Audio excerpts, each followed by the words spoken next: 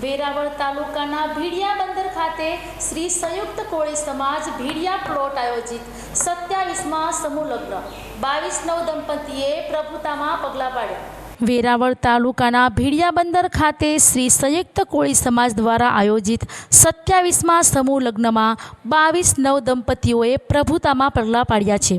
આ સમૂહ લગ્ન 2 તબક્કામાં આયોજન કરવામાં આવ્યું હતું।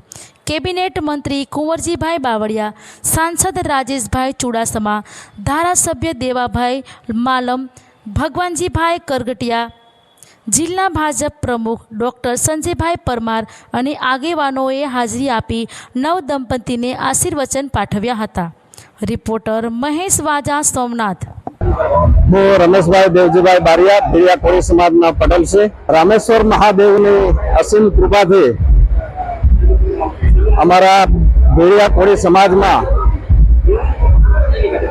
કુલ 22 નવ દંપતીઓ પ્રભુતામાં પગલાં પાડી રહ્યા છે। એમાં 11 નવ દંપતીઓ તારીખ 25/6/2025 પ્રભુતામાં પગલાં પાડી રહ્યા છે અને આજે 29/6/2026 પાછા 11 નવ દંપતીઓ પ્રભુતામાં પગલાં પાડી રહ્યા છે।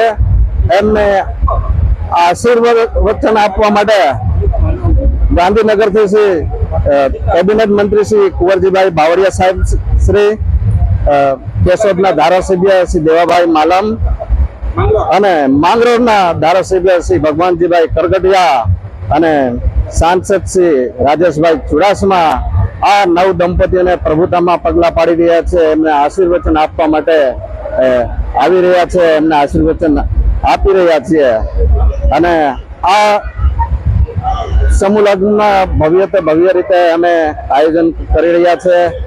સમાજને મોટો નાનો વર્ગ આ સમૂહ લગ્નમાં જોડાય છે અને આ સમૂહ લગ્નમાં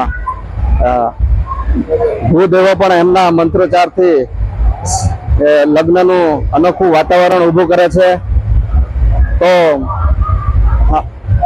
આ સમૂહ લગ્નમાં દરેક મહેમાનશ્રીઓ અમારા આમંત્રણને માન આપી અહીંયા પધાર્યા છે, તો એમનો પણ હું ખૂબ ખૂબ આભાર માનું છું।